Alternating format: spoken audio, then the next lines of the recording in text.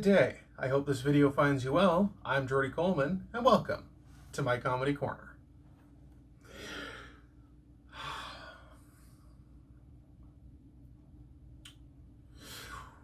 Why in the hell would I decide to talk about a comedian like Gallagher? Well, to put it simply, much like most people who are fans of comedy, I have often heard of Gallagher, although I will admittedly say that I have not seen much of his material. To prepare for this episode, I decided that it was a good idea to watch 4 of his comedy specials back to back to back to back. I do not recommend this for anybody, ever. Unless, by chance, you are feeling very nostalgic for the 80s, when Gallagher was probably one of the biggest names when it came to comedy. And instead of reminiscing over the good memories, you would rather focus on the time that you went to a restaurant a friend of yours wouldn't shut up about, and it gave you food poisoning.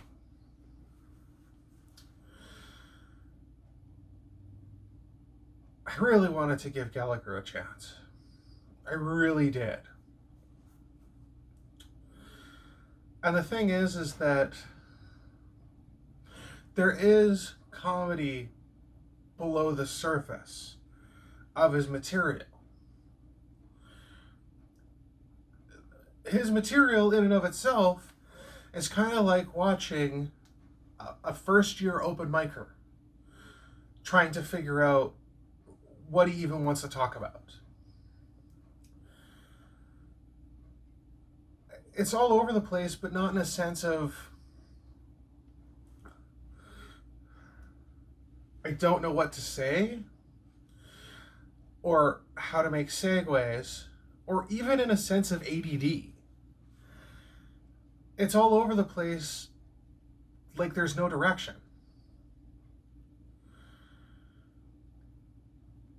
It's kind of like a blind person trying to lead you to the end of a forest.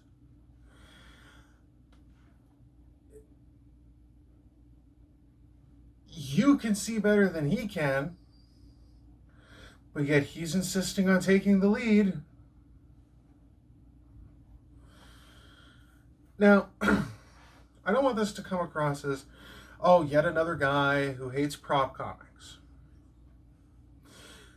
I don't hate prop comics.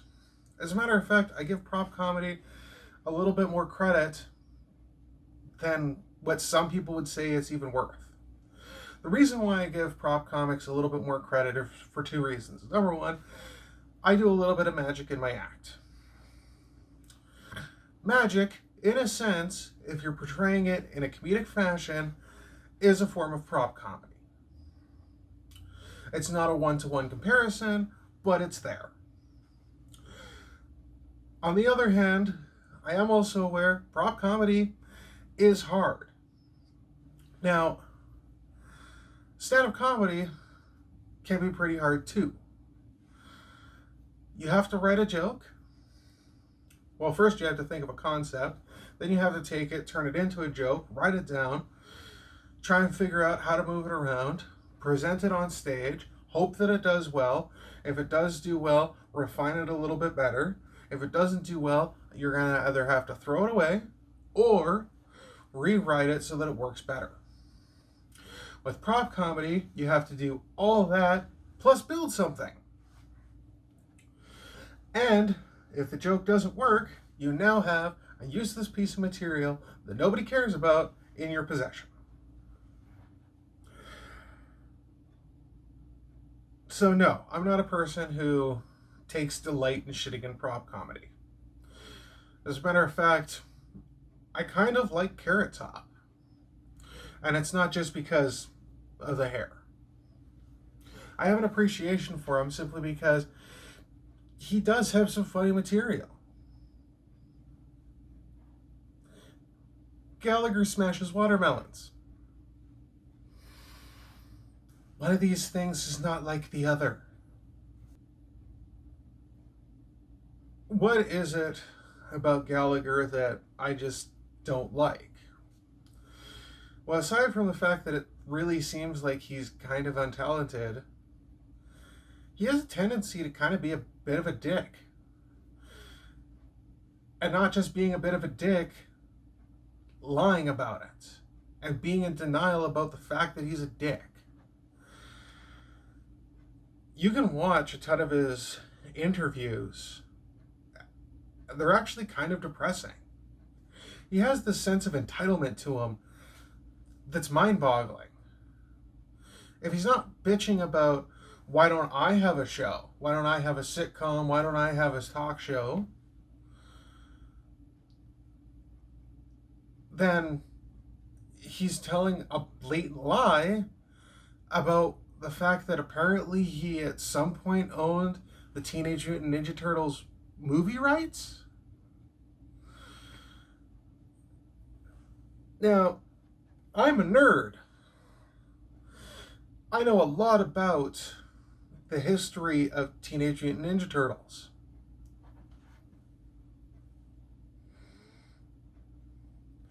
I have the entire cartoon series on DVD.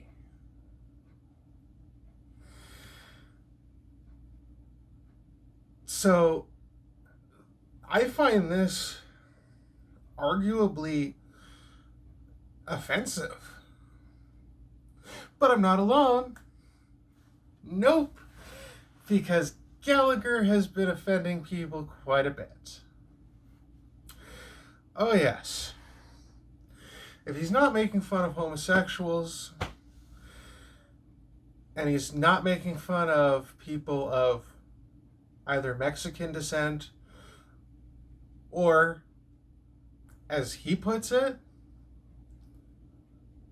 the Arab enemies, that's a thing he said. PC culture be damned.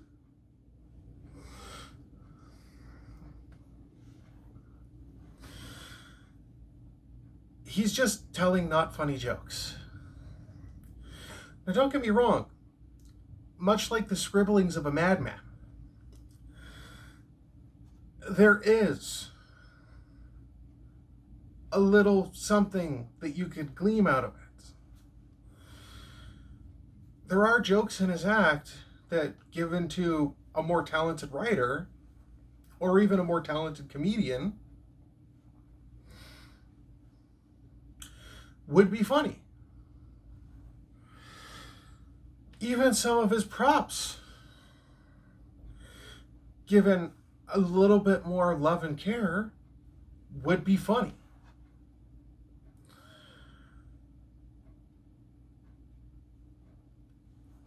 But nope. I watched Gallagher.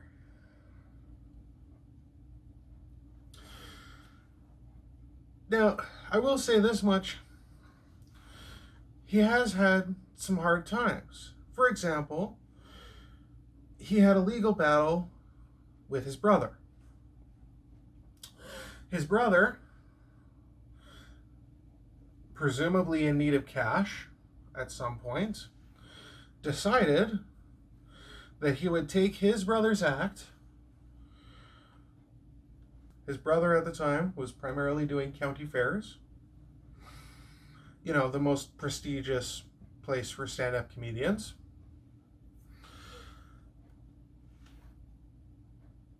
And move it back into the comedy clubs. And do it in comedy clubs and things like that. Charging people less. Apparently, OG, original Gallagher, didn't appreciate the fact that his brother didn't tell people that he was not the OG. Leading to a lawsuit. And of course, because he was the inventor of the sludge-o-matic, they cited in his favor. Now, the sludge-o-matic, done one time, is a funny concept, because the idea of it is that it's supposed to be a parody of the old nighttime television infomercials, slices, dices, makes julienne fries. It's supposed to be a parody of that. But the thing is if you do a parody enough and there's nothing else around it, then you get to a point where a parody becomes a parody of itself. And at that point, it's not really funny anymore.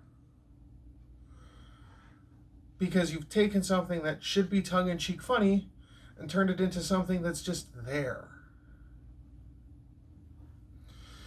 Now, if it comes across as I'm angry towards a person that I've never met and probably will never meet if he ever sees this, which I don't care, it's because I am. Even if it's a comedian that I, for all intents and purposes, hate, I can at least get a little bit of satisfaction out of the fact of somebody doing their craft. There is such a thing as this particular type of comedy, or this particular way of presenting comedy, is not my particular cup of tea. And although I'm not exactly worried, considering probably not many people are going to watch this video, and there's not a whole lot of Gallagher fans out there, so I'm not exactly worried that this is somehow going to anger the hardcore Gallagher fans.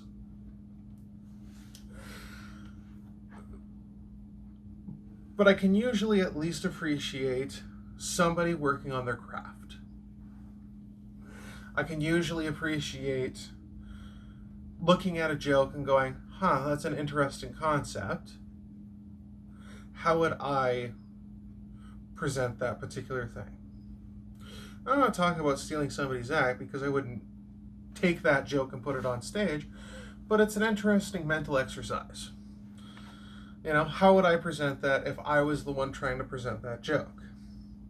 Because here's a little secret for the world of comedy.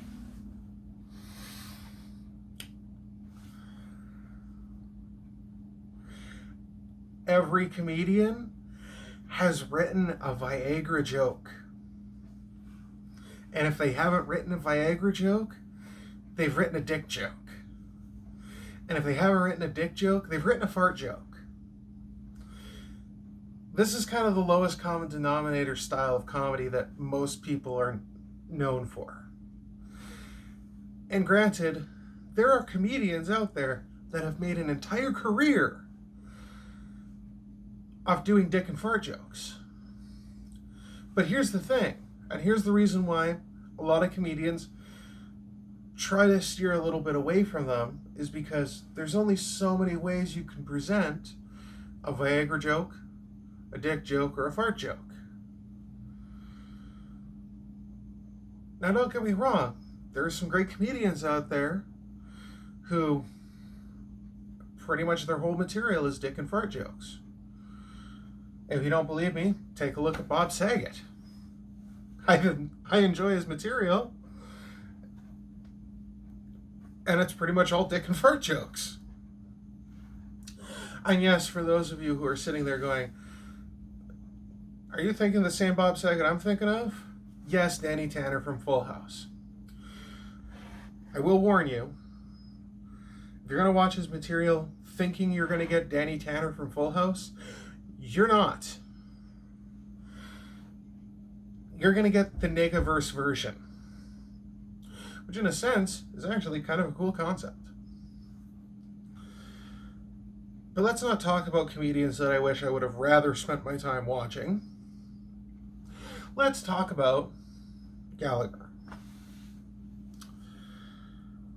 A few years ago, Gallagher kind of came back into popular culture. How and why? Was because he decided he was going to insult a bunch of comedians. Taking shots at Jay Leno and talking about how it's an absolute horrible thing for a comedian to drink water on stage. Well, if that's the case, excuse me a moment.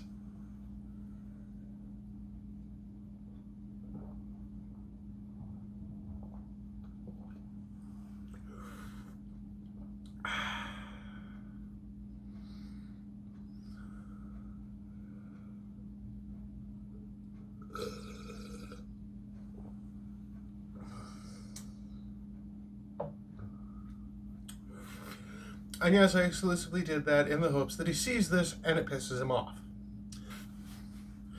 Again, if it comes across like I'm pissed off about this, I am.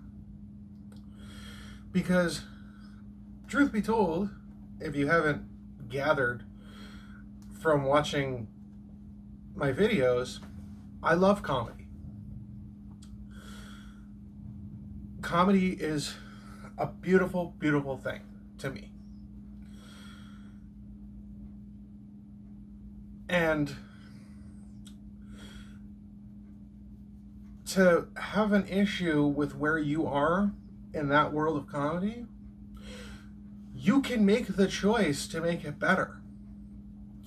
There are comedians who have reinvented themselves and come out being stronger than ever. George Carlin was completely different before he started doing the hippy dippy weatherman.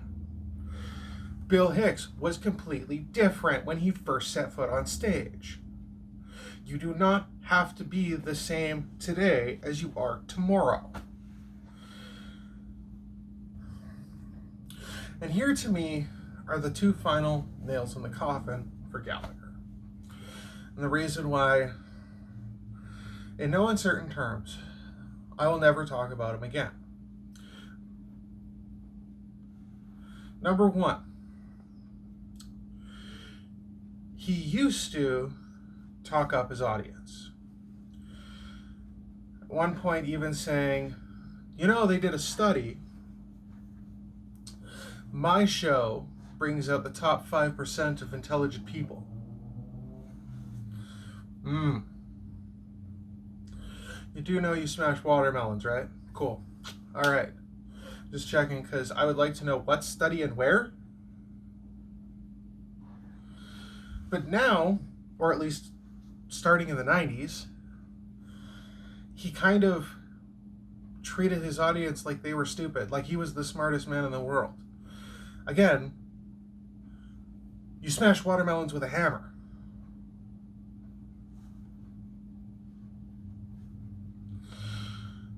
But here's the other thing. In 2004, Comedy Central did a list of the top 100 stand-up comedians of all time.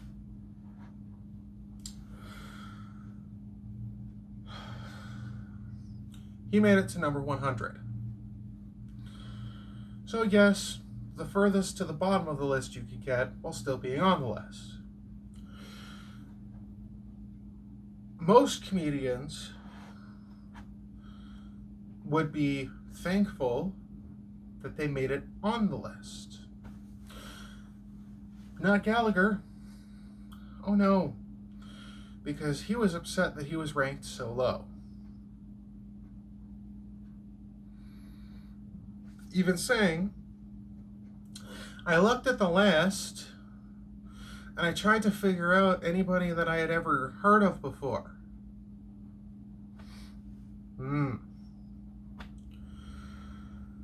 So, Gallagher, being the man that he has never heard of the next 5 spots above him, which would be Janine Garofalo, Louis C.K., Sandra Bernhardt, Joey Bishop, and a little known comic. Oh yeah, Andrew Dice Clay. Yeah, quite the list of nobodies there, buddy. So how do you rank Gallagher? Well, certainly been around for a long time, starting in the 80s and still popping up like an STI every now and then. So I'll give him a very debatable 5 out of 10 on that. My personal nostalgia, 1 out of 10, because like I said, I'd seen his stuff before, it just wasn't memorable. Laughter amount, like I said, there's a little hint there, but it's not enough to even really get an audible laugh out of me. So I'm going to be very generous and give it a 2 out of 10. His fan base, although I guess they're dedicated, so 2 out of 10 for as small as it is. Enjoyment, I mean, I'll do another generous 2 out of 10 on that. Does his material hold up?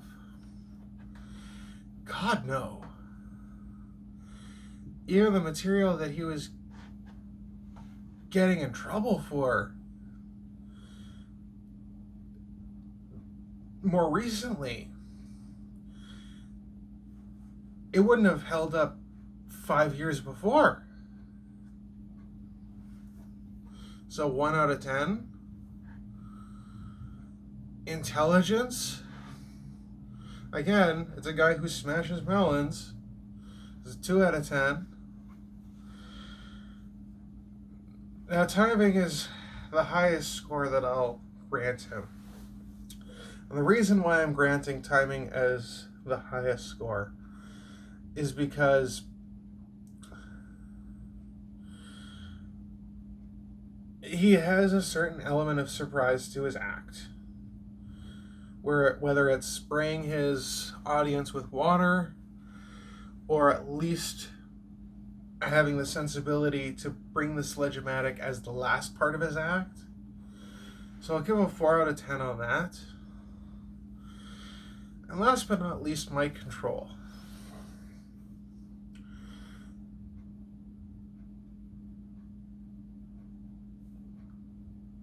Two out of 10.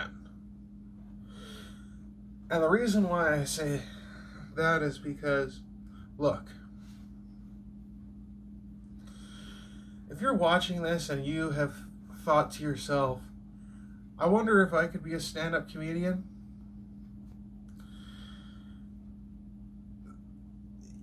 you probably can't be as bad as him. So why the hell not give it a try?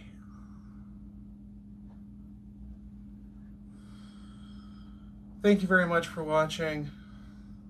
Do all the YouTube things, like, share, comment, subscribe. And until next time, take care and keep laughing.